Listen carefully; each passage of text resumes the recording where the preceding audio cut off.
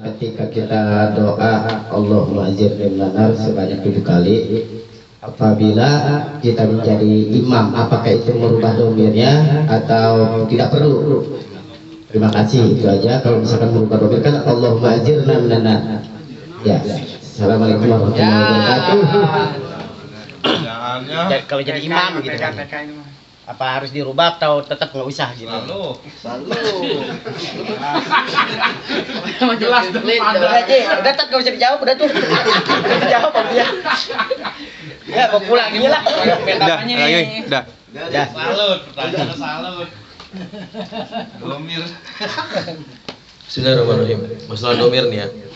Ini penting ya. Membaca domir itu penting. Ini juga kadang-kadang menjadi polemik di masyarakat. Kadang-kadang ada orang penting. Ada orang tuh yang tersyadud gitu ya, keras betul.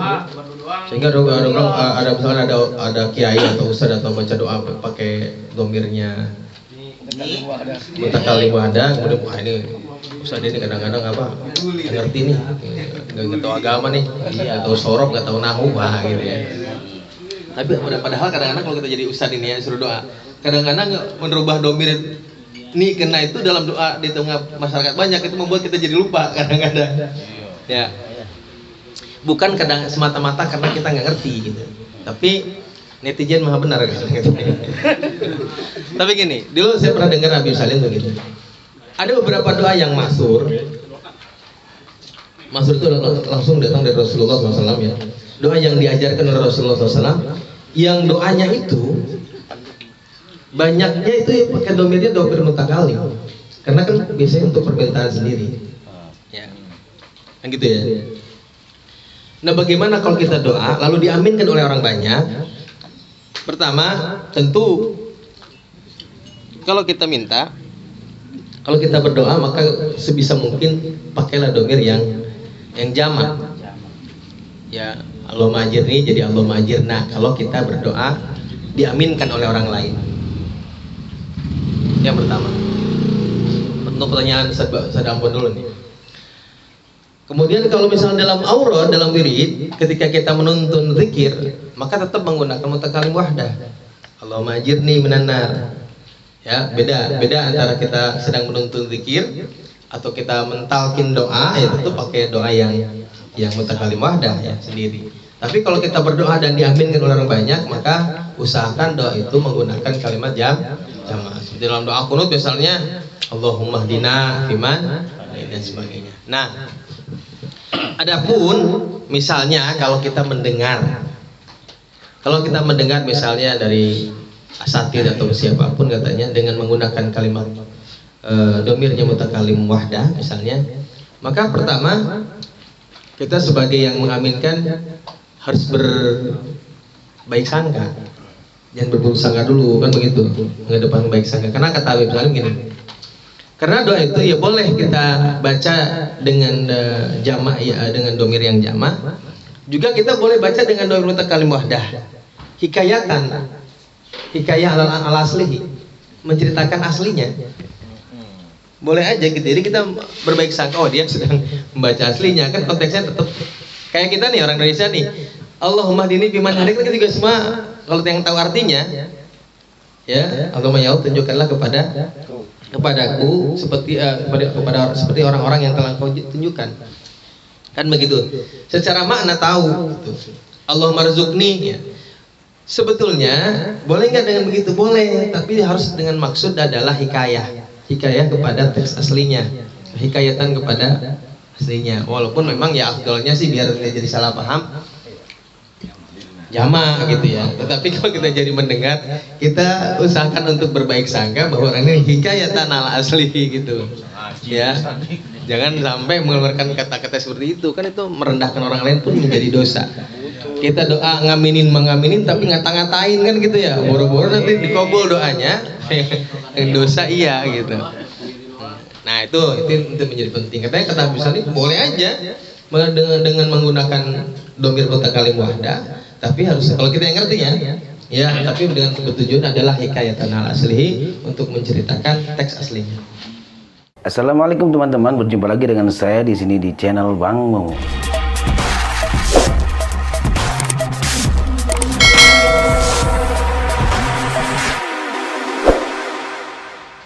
Itu kira-kira. Itu ya Muhammad ya. Benar, jangan terserah dia. Terserah gitu. Kayak di Al-Quran kan ada banyak tuh doa-doa. Kalau merubah kan ada orang pendapat berarti merubah Quran. Iya, itu dia makanya.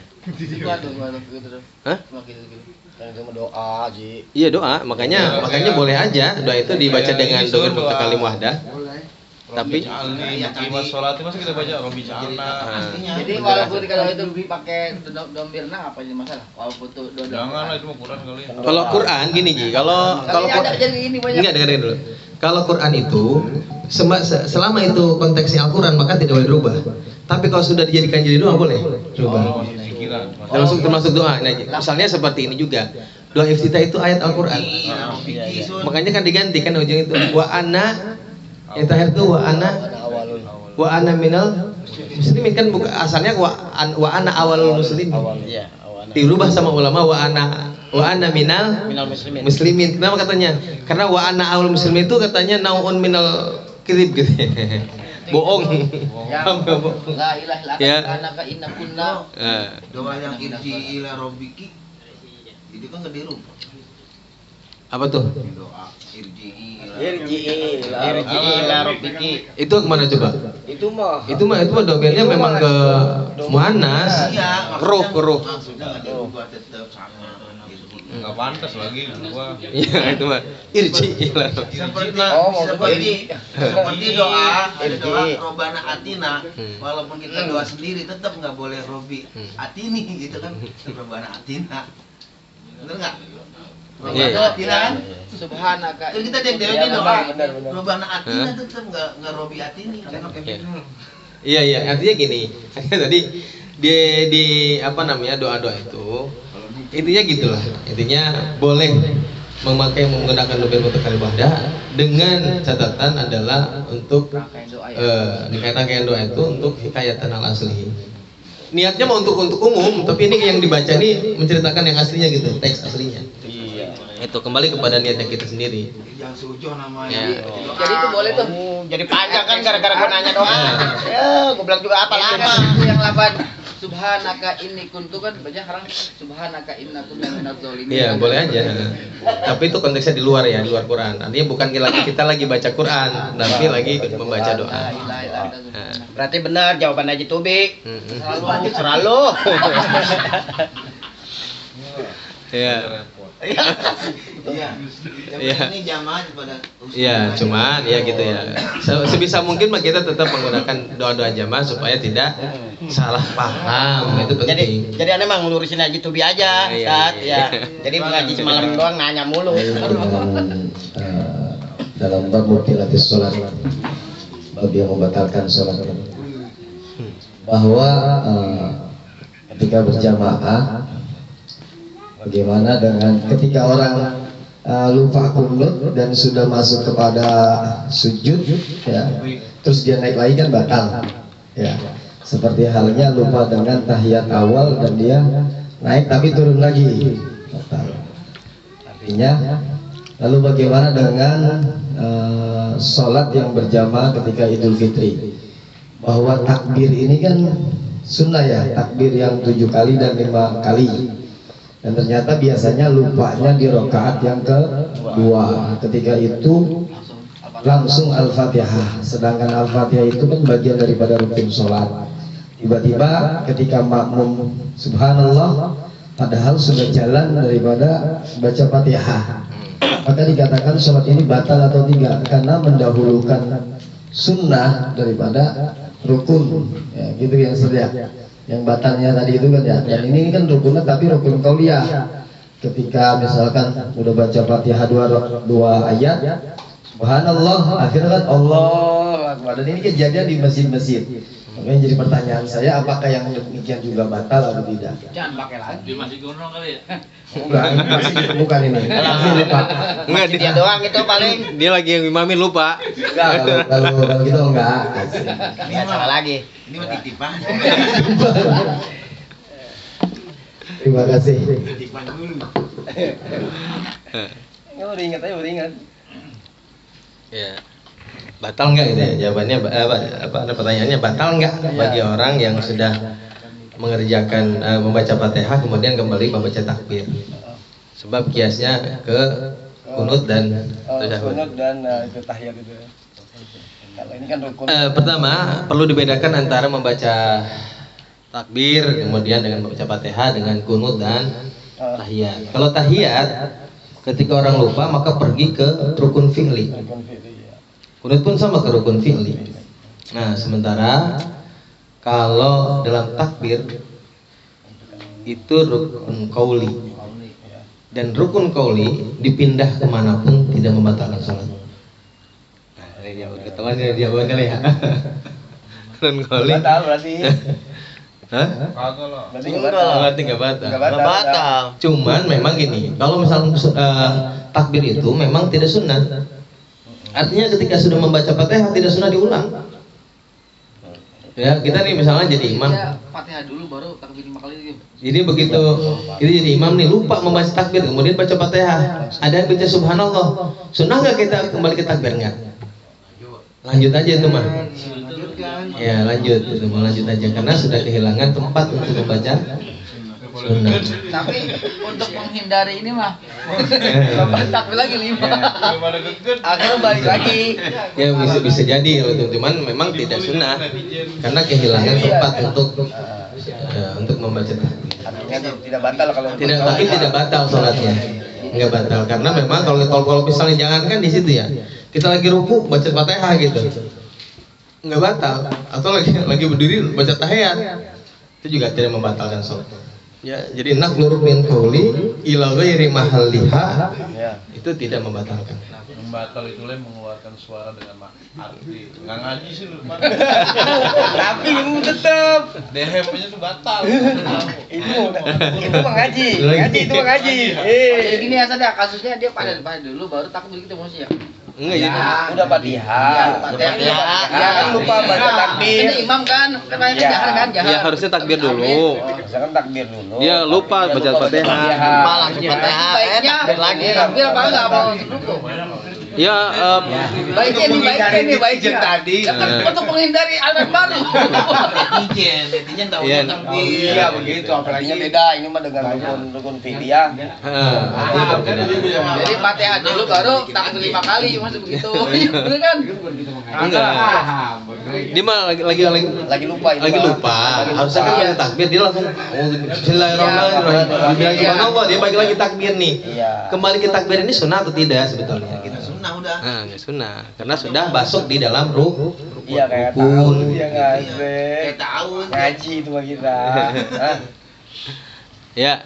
Minuman. Artinya tidak batal itu Ya, tidak Pak batal. Haji. Ya. Ngomongin kampung. Gimana? Nggak dipakai lagi cuman gitu ya. Imam baru. Makanya lah jangan dibiasain. Training. Kita justru kalau batal itu kita sebagai makmum itu berarti salah dulu. Karena kita yang mengucapkan subhanallah juga. Biasanya tuh yang lupa tuh biasanya bukan baru malah. Kalau baru tuh biasanya udah diingat terus Pak. Kalau yang lama nih udah merasa pede kan. Kadang-kadang memang ada yang Nyepelein. nggak konsen, nggak Kan boleh meninggalkan sunnah. Iya. Iya itu kan sunnah takbir. Iya kan takbir makan. Iya. Ketika udah masuknya Fatihah berarti wajibnya Fatihahnya aja kan. Nggak sunnah balik maksudnya. Sudah balik. Nggak sunnah balik lagi ke rukun. Jadi ada yang balik lagi gimana? Batal nggak batal sih. sebab itu terjadi bukan di masjid saya dan memang kemarin kita lagi bahas di Google saya pokoknya bukan saya juga bukan terus ada yang naik Titipan dan mungkin ya kiai juga ngomongnya tolol-tololin jadi yang tolol siapa ini Yang tolol yang Tapi banyak sih kejadian. Dulu teman saya ini Pak, cucunya Ginur Ali. tapi memang banyak Lupa namanya pertama ya. Batal kan tadi? Enggak batal mah. Enggak batal. Ya cuman itu tadi pas begitu di selesai sholat udah pulang ke rumah disusulin mau dekat. Tadi mau nanya. Aliran baru bagaimana? Sholat takbir kan. Sering lupa kayak gitu. Ya. Mau tanya Ya. tentang awal titipan kayaknya. Ini mungkin pertanyaan yang udah pernah dipertanyakan sebelum pengajian yang lalu kayaknya. Ini tentang masalah sholat ini sampai sekarang kayaknya masih ada ada ganjelan nih kayaknya. Ini yang saya rasain, maaf ya, setiap kali sholat